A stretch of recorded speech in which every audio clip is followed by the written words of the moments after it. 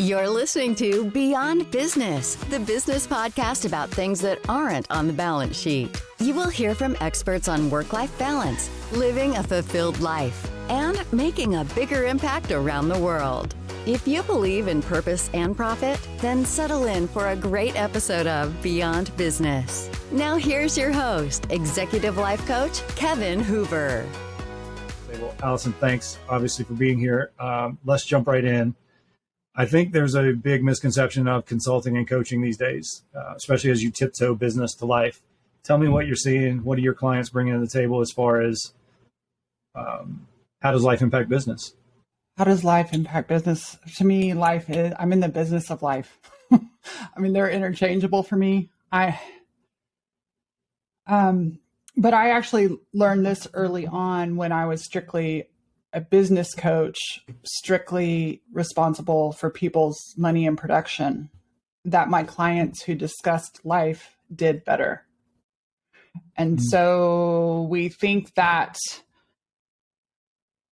we need to talk about all these strategies and how to, and really it's about behavior and our souls and what our heart wants and our protective devices. And, it's not all mindset. And so I like to call myself a life coach for small business owners. I like working in the business field. I think business is fun and sexy and is a nice challenge and creates a lot of opportunity for life coaching.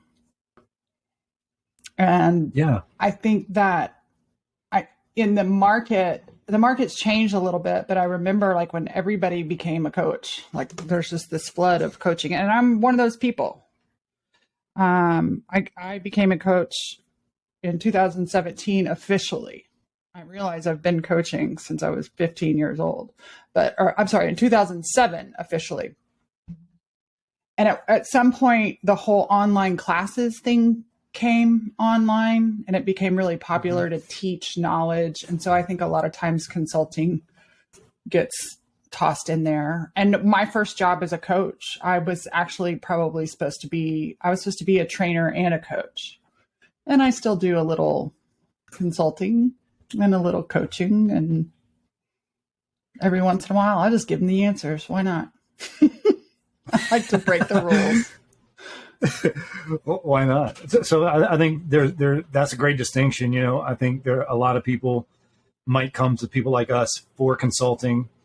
And we certainly have the background and savvy to do that at times, from where you said, like I think you just touched on the consultant would be like, give you the answers.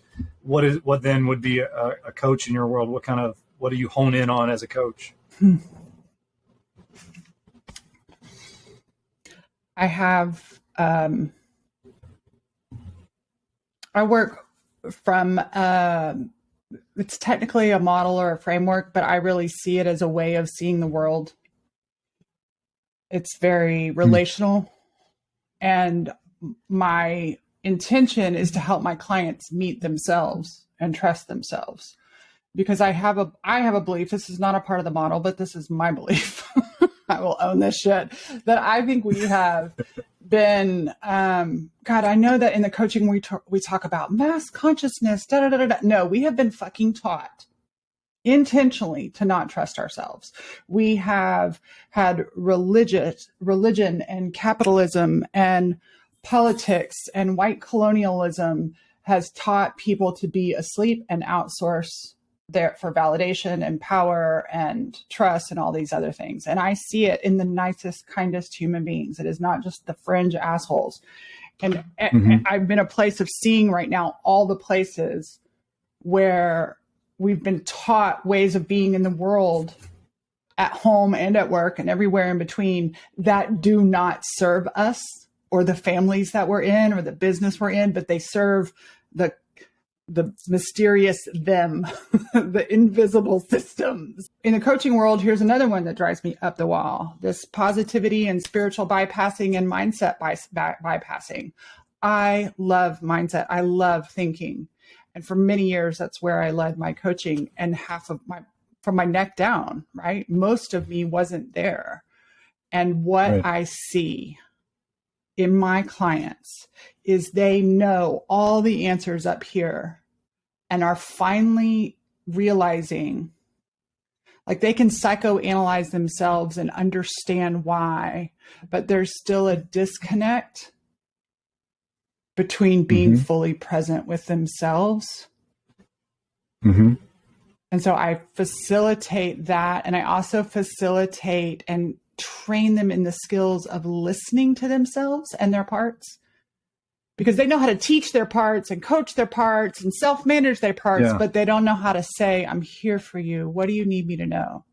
They don't know how to gather information and build relationships with their procrastinator, with their any coping mechanism, you know, their limiting beliefs, their mindset blocks, their scarcity. All those terms are just parts that are trying to protect us. I was talking with a client, and they were sharing, I'm going to slow it down so I don't break any confidences. I want to be real mindful. But they were talking about their inner child and this part of them. And they were clinically, they could see, you know, I had all these brothers and sisters and this and this and this, and I just didn't get attention. And there was a very, from the mind, logical way of seeing, but there was so much sadness inside. And so I was asking this person to just connect with this little boy.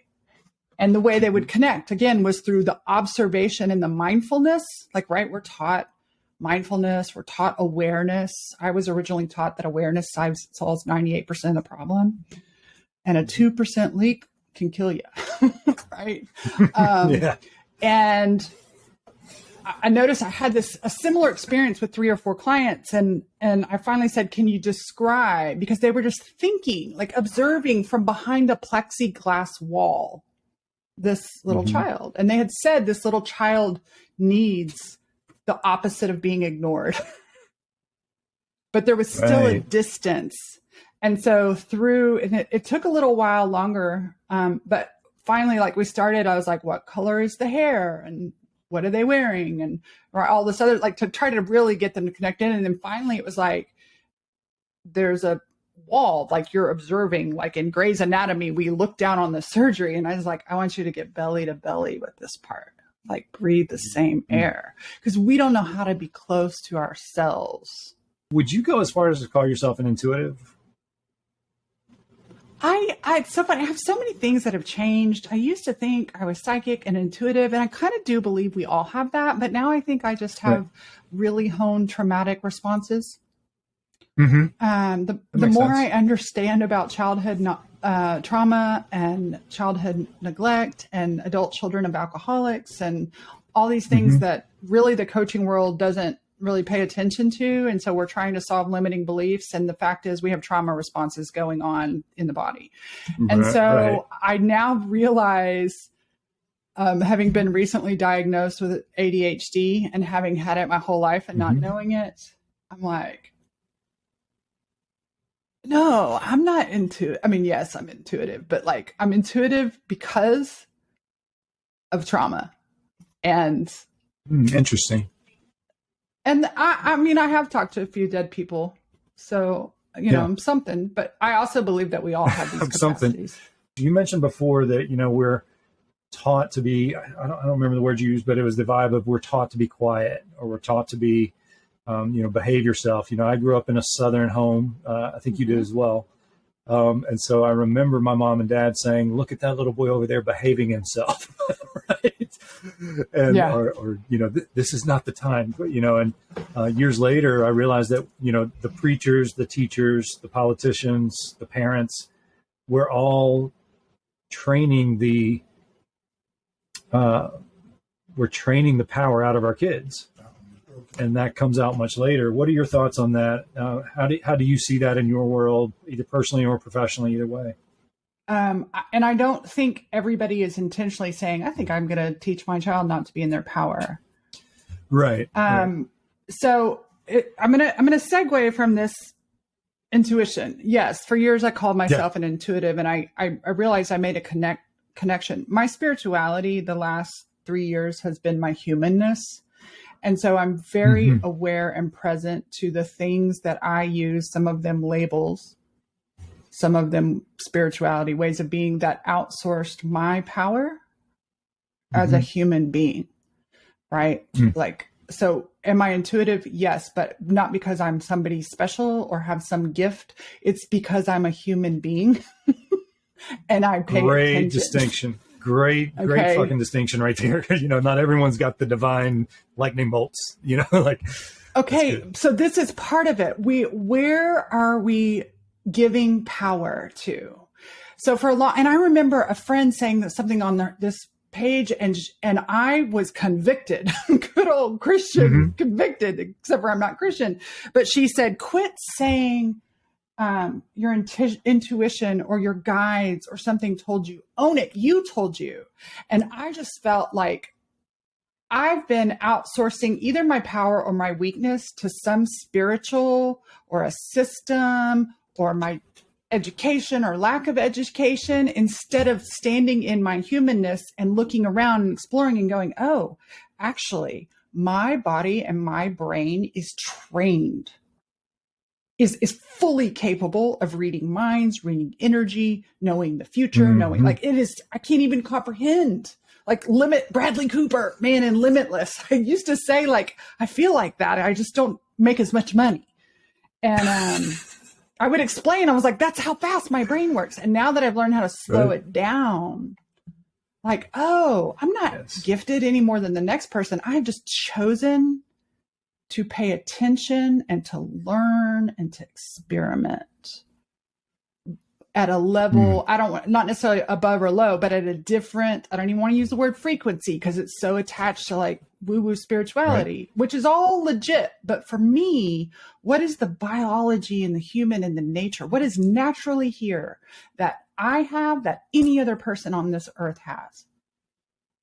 And my humanness makes me capable of all this. That's the magic. And then, so what are we training people?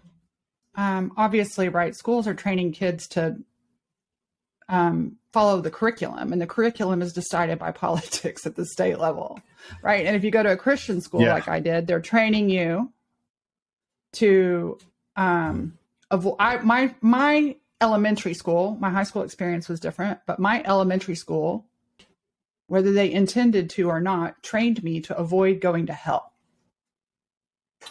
They trained me to avoid being left behind at the apocalypse. That was, right. And so whether they meant to or not, an 8-year-old girl picked up a not good enough and that I better be a good girl, which is interesting because all my brothers and sisters went there and they picked up the same thing, but they decided to rebel against it. So I think in some ways, all these systems are teaching us to trust sources outside of us for the truth. Our parents are, right? Like, why do we tell a kid in a grocery store to stop crying? Right. Ego. Because we can't, I don't even call it ego anymore. We can't. Yeah, I don't. It's a part. There's a part of us. And ego can be a part, but it's not a part of, it's not, to me, ego is something people in the spiritual world talk about. I know there's the psychological context, but to me, when a child is crying in the store, and I've been the nanny, I've not been the mother, but the child is misbehaving in the store, the parent is not attuned to the child. The parent is more attuned to what people are going to think. The parent is attuned to, they're, not even attuned. They don't even realize that they're more concerned about having a bad child. Their nervous systems are disrupted. And so a lot of times we start freaking out because like, I just need you to behave. I just need you to behave. And we don't know how to drop in with a crying child and connect belly to belly. And I mean that not just literally. I'm not talking about invading space, but like full presence. And we've been taught to stay disconnected. And so our subconscious personality parts try to, if we're creating a disruption in the grocery store. So here's the other thing. This one drives me nuts. Everybody in the coaching industry uses that whole amygdala and a saber-toothed tiger. Fucking quit using examples that are not relevant. We all know We're not cavemans anymore. But I tell you what, a mother or a father with a 2-year-old or 3 kids in the grocery cart, right? Or you're standing in the rain in Hoboken, New Jersey at a park that, and something breaks on your trailer and you're just tired, you're hungry, you're angry, lonely, and your kid comes up and needs something. Your nervous system, this is not your mindset. Sorry, I'm yelling. Right. Your nervous system for the people is in the going off. And so our nervous system is actually primary. And I came from a world where it's like your state of being is primary. Oh my God. You know what controls my state of being? My nervous system. Right. And we learned about it in like 6th grade and maybe 10th grade. And then you hear about it every once in a while. Like we need to learn the behavior along with reading, writing, arithmetic, and history or whatever history we don't want to tell people. We need to learn the curated version of history.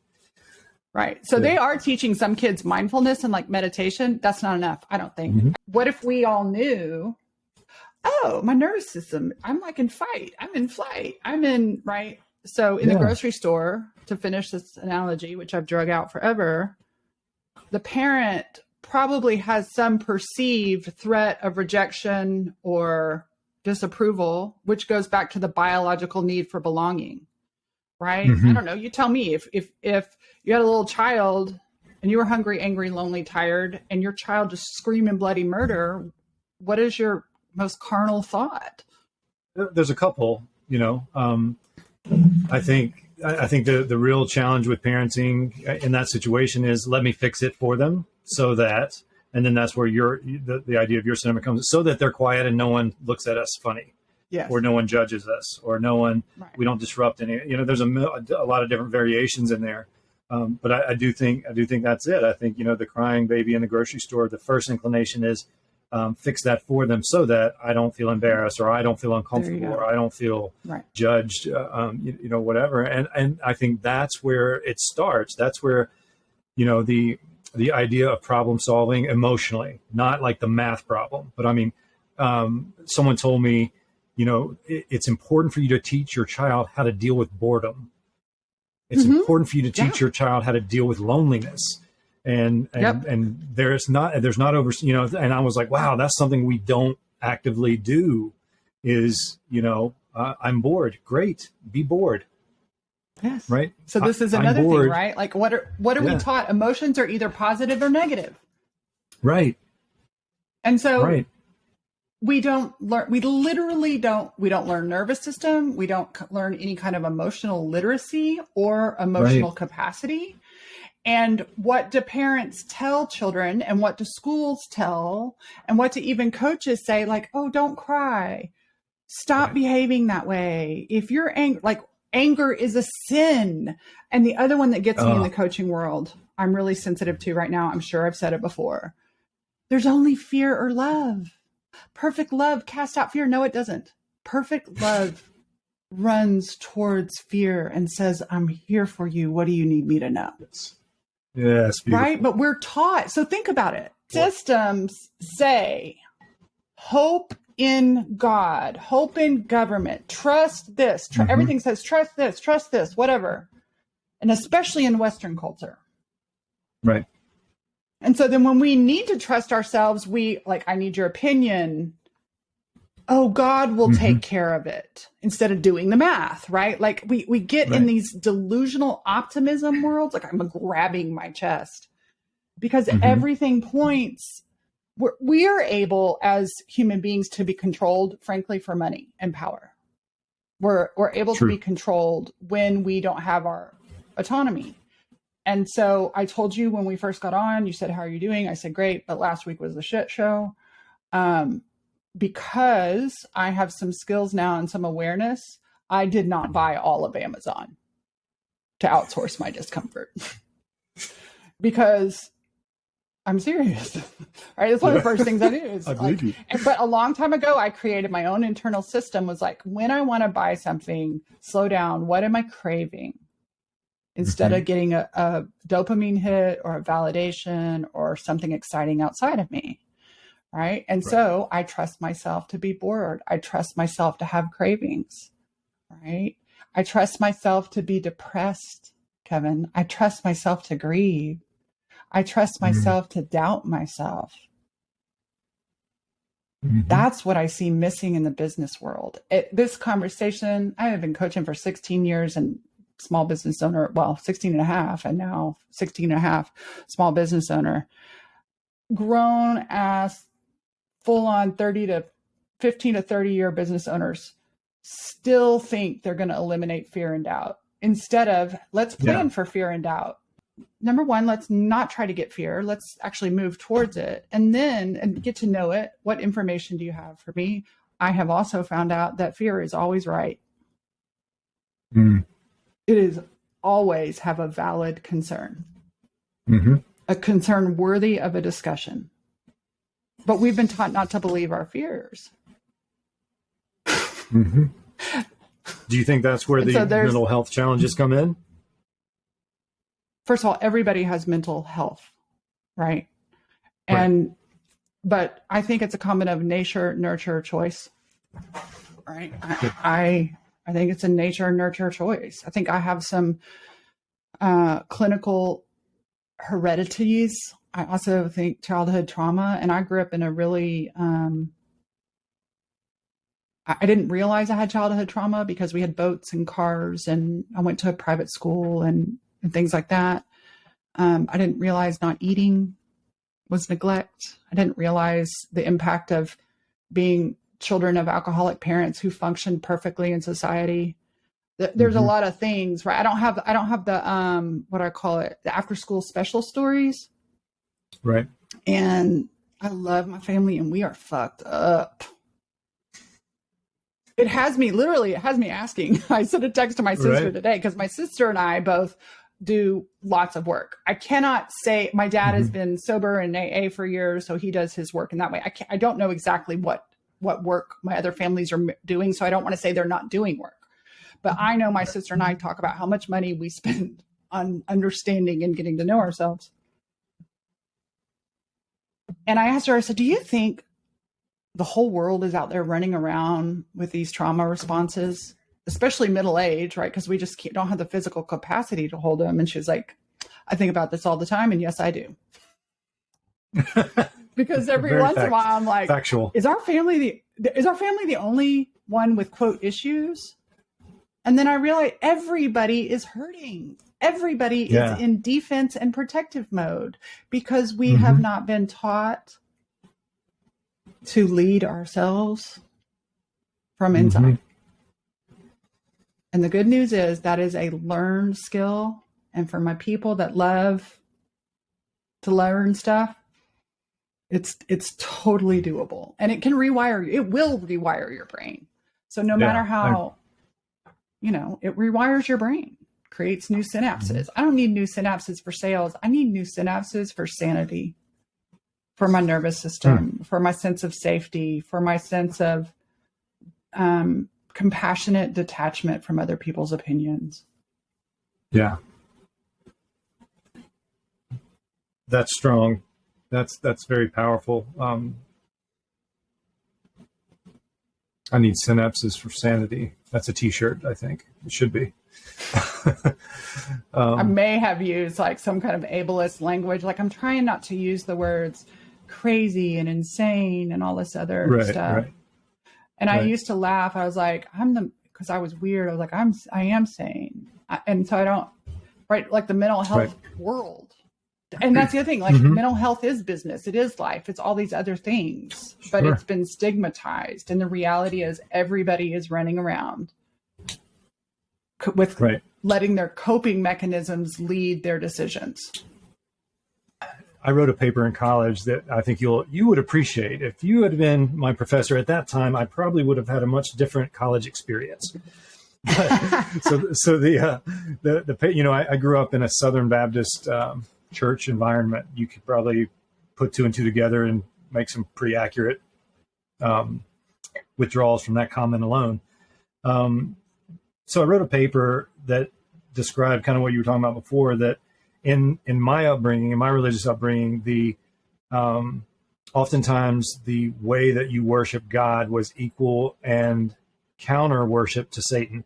So the good and evil, you weren't really worshiping the good for the good. You were worshiping the good for fear of the bad, which was acknowledging the bad. Yes. It was kind of elevating the bad as much as the good. It was just, let's raise all this mess up there. And so it kind of brings to a point, like that's kind of where it's taught. We see the same thing in politics. You know, you're not voting one way because that's the right way. It's like, we're voting this way because that's fucked up over there. Right. Or like, that's kind of how we navigate this life. You know, you and I work with people who are, business people who have lots of life, maybe responsibilities, or maybe they're overcoming something. Do we see that, you know, as entrepreneurs navigate this noisy environment that we live in? Do we see, you know, are we, I don't know if suppress is the right word. Are we overcompensating in some way our sales with our sanity? You know, a lot of that I think is, and I call it the petri dish, right? Like we're just this little bacteria developing in a petri dish, and in the petri dish, right? Like to my petri dish, but I found this folder of, I wouldn't even call them journal pages. They were what I would call now study pages, and I had forgotten doing them. So I was in my 20s. I also have a semester bill from the University of Texas. It was only $1,800 for an entire semester to go there. $1,800.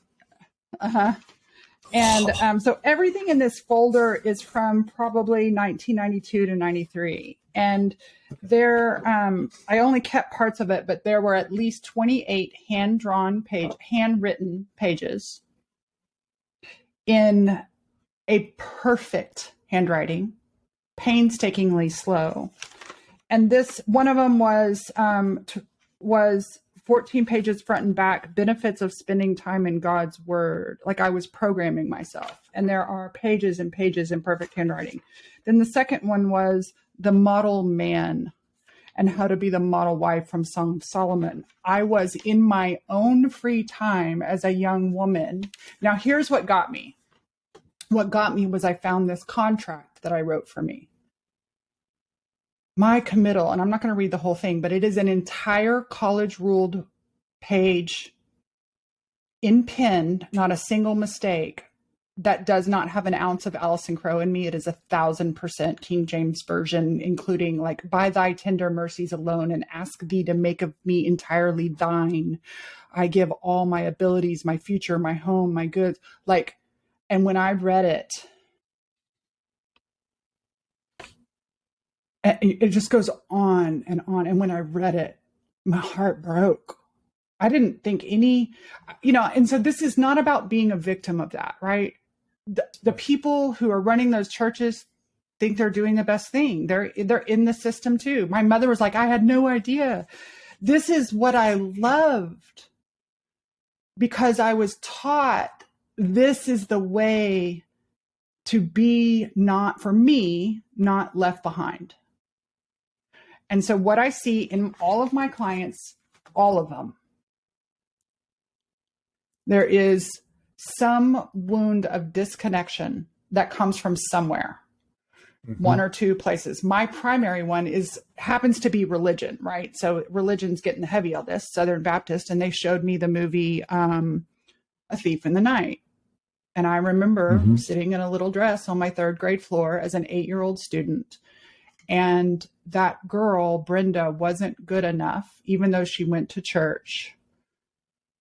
Her parents were taken up in the apocalypse, and I have a visceral feeling in my body. I don't remember any of the other part, but then she wakes up and realizes, oh, it's a dream. Maybe it wasn't the apocalypse, and my parents are there.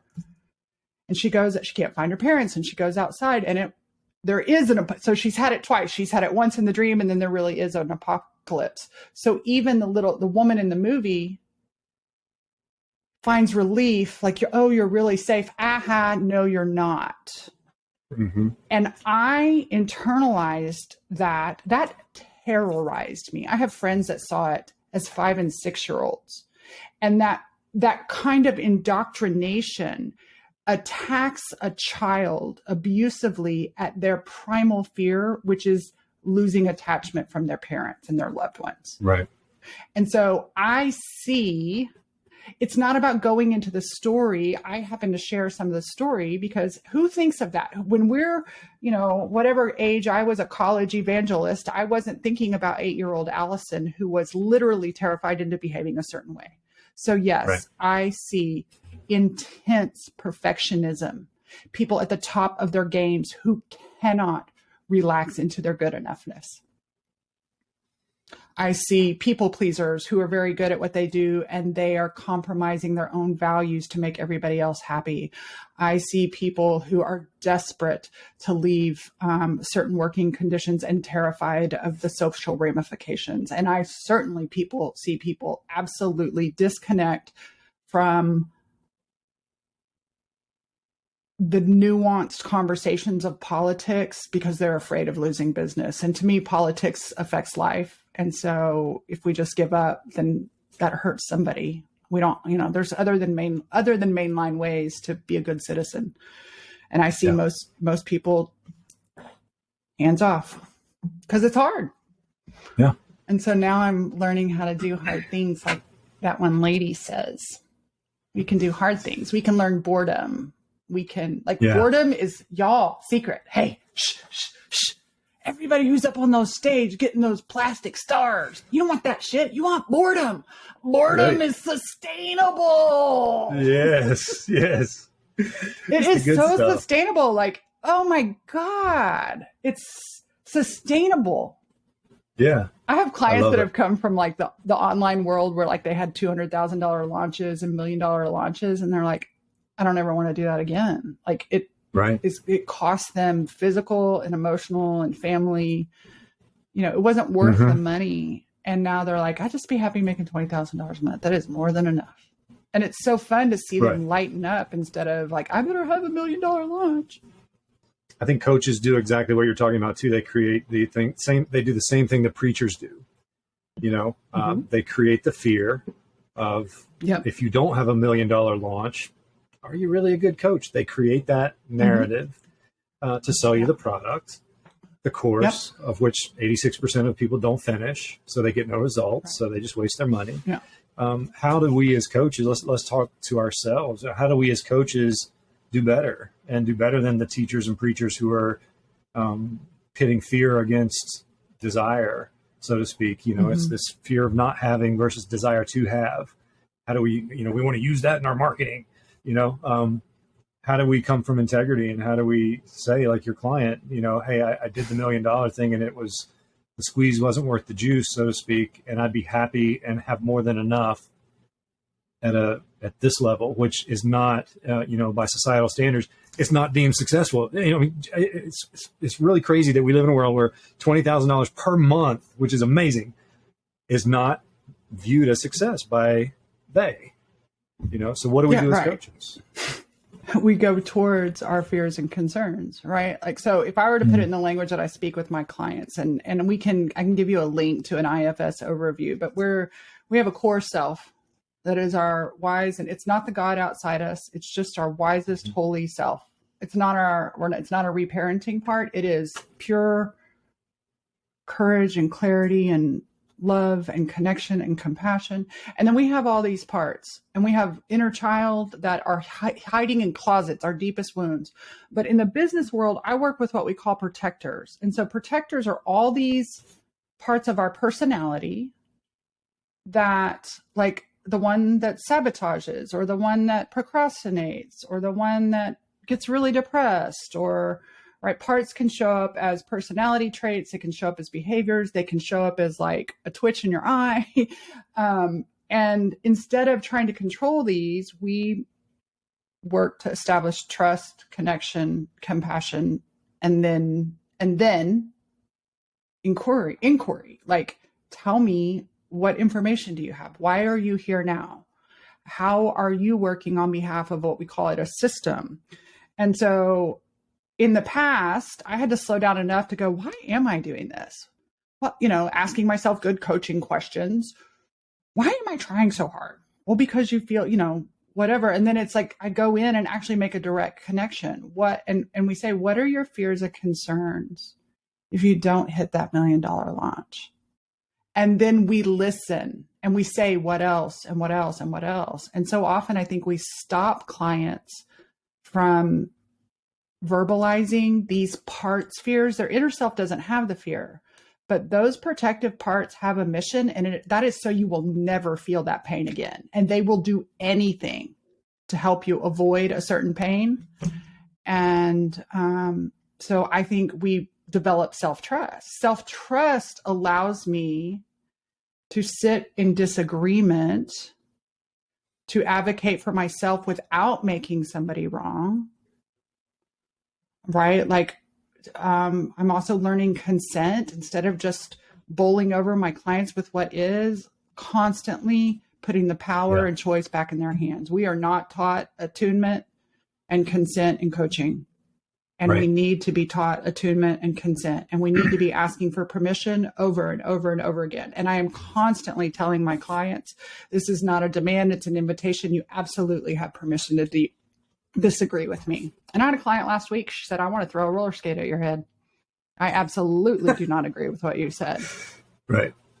And that was hard, but it wasn't her responsibility, right? Like, I think I've had experience with coaches where, like, I didn't even realize that I wanted to belong so bad. And I really had all these hopes that this program would work out and that it would, it'd be this thing. And I paid all this money for it. And then so I ignored all the signs that it was not right for me. Right. And it took me being gaslit 4 or 5 times to realize this is literally not a safe place for me.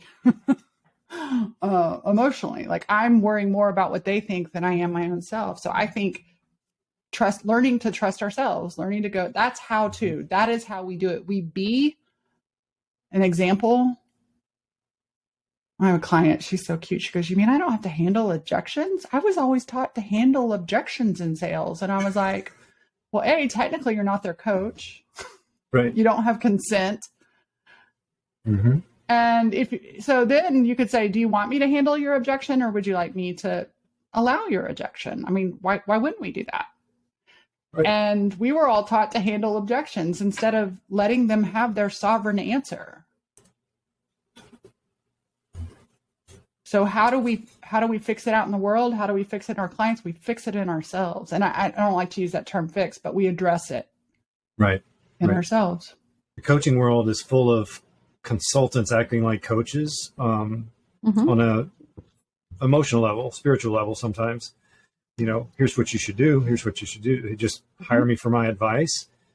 As it grows, I think people see it as an easy opportunity to cash in and don't pay attention to the deep, like part of your brand is the soul work, right? Part of what you do for people in business is that soul work. The people that are in your world are called soulies, and I do not believe that's unintentional, right?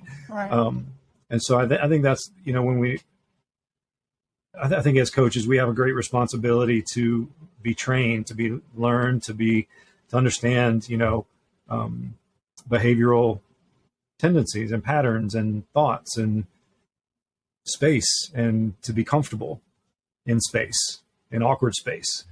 And I think for me, that the people I seek as a coach, for me, it's like, how uncomfortable can you be and still be present? At what point I look at it like I interrogate you to see when you check out. Right. Yeah. And if you check out before I can't hire you as my coach. I'm sorry. And so it's the promises, the marketing kind of goes away. I heard a debate between 2 people, and they were debating the difference between free and paid coaching, and which was an interesting debate, and I was like, okay, I know what I'm supposed to say and what I'm supposed to believe. But the more I listened to that debate, I realized that neither of them knew what coaching was. Yep. So they were debating something without any baseline about what it is a coach does. They were really debating paid and unpaid consulting, right? Borderline therapy. Well, and either way, they're also debating an indoctrination. Like, we've been taught, we've been indoctrination is these ideas we've been handed, and so that we didn't have to do the effort of thinking, we've been conned into. I mean, you and I had a conversation a while back I offered to pay you. You did not want any money. I received the, I don't know, we probably talked for an hour and a half. It's one of the most valuable conversations I've ever had. Oh, thank you. Was Me there too. coaching? Was there consulting? Was there friendship? Probably a lot of all three. Sure. And but I think we've been conned. It's a both and. I think we've been conned, and sometimes money is one of the vehicles, but it's not an absolute. Right. I don't lead coaching. I lead my own world of coaching. That's kind of how I eliminate pressure from having to be anything more than what I am in the moment. I grow into other things, but I don't want to lead the coaching industry. I simply want to shed lights, and some people want to go for the million. Go for it. Hey, nothing wrong with that. Don't hurt anybody else on your way up. I believe that. Some people really want coaching. I really want someone in my corner that shines the light in that corner, and we talk about it and we feel the nitty gritty stuff.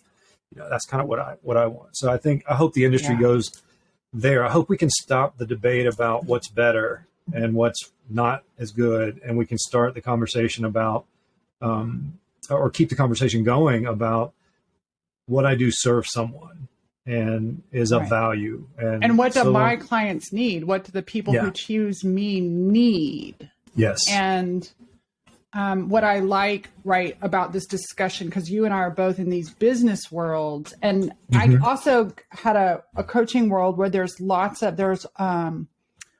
all kinds of coaching out there that specifically is for space holding and presence and discomfort. Sure. And there's all these names. I'm not going to drop any names, but there's these whole worlds of sex party coaching and all the embodiment you can get.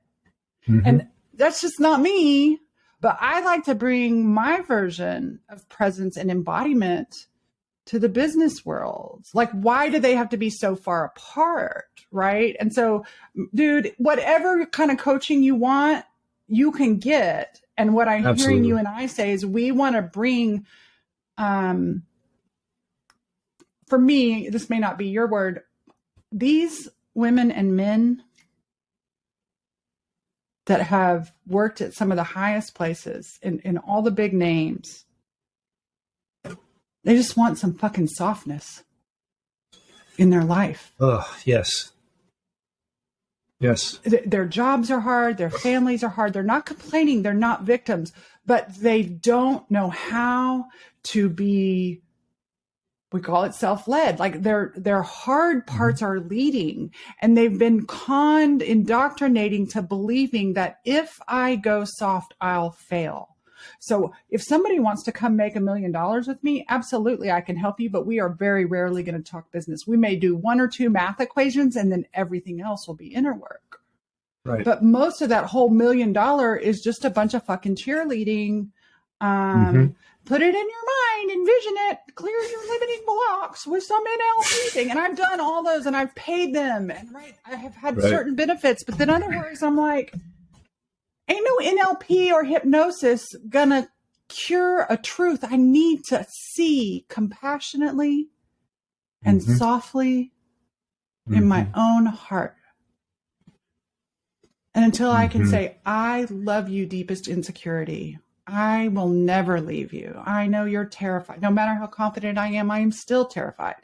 And trust me, if that client had said that to me 8 weeks ago about wanting to hit me in the head, I might not have been able to handle it. So don't let me pretend I've got it all together, right?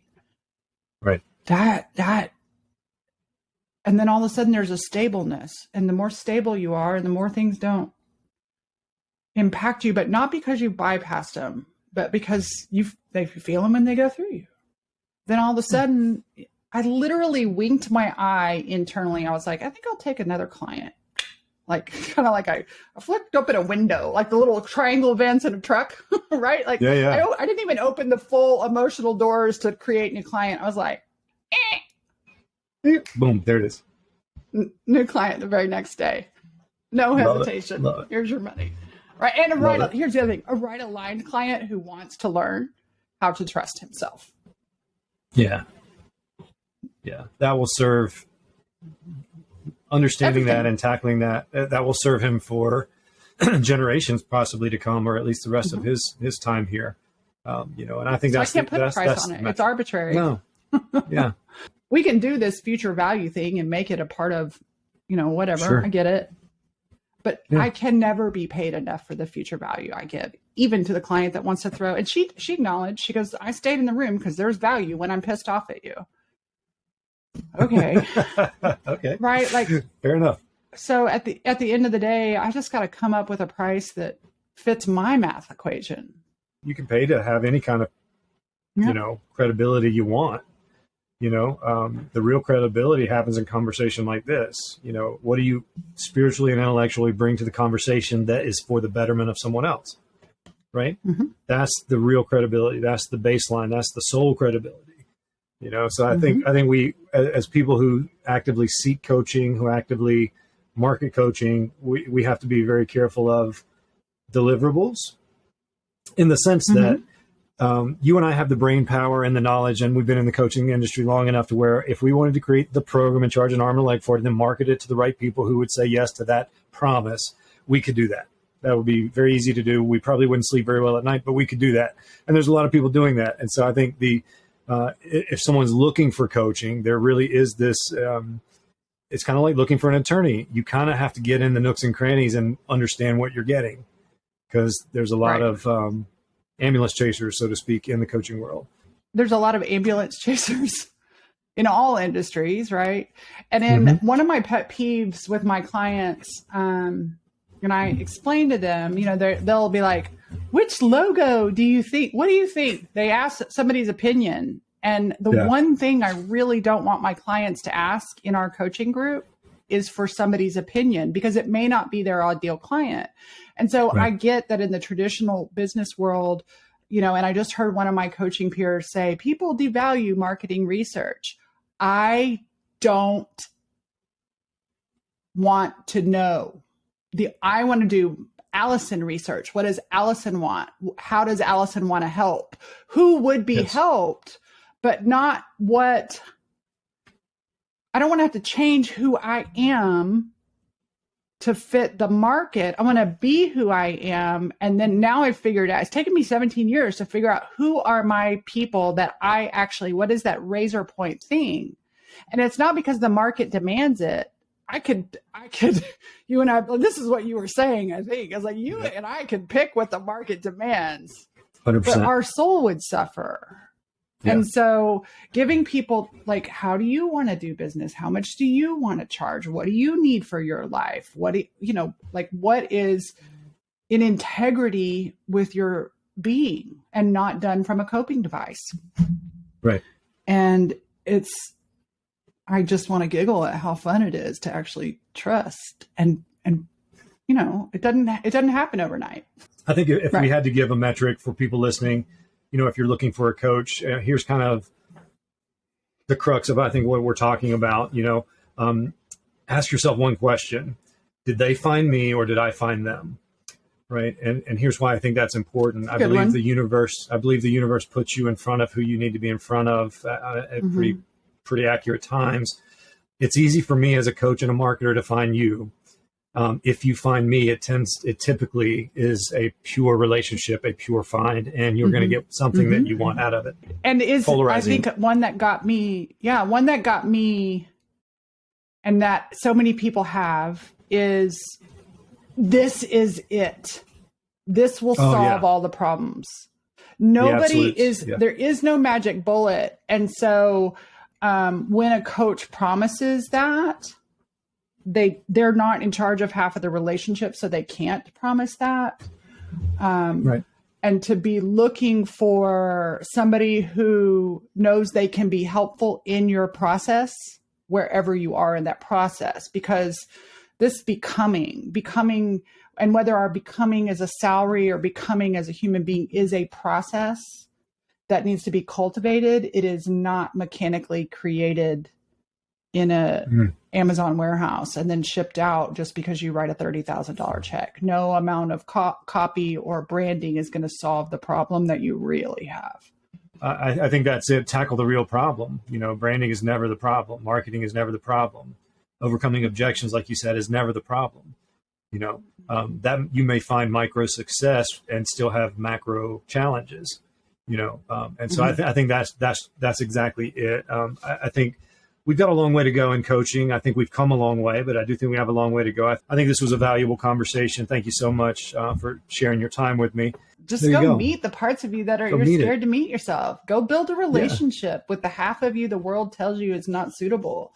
And I don't know. I think if we set the intention, I want to learn how to trust myself. The universe is not just going to give us opportunities to test it, but resources.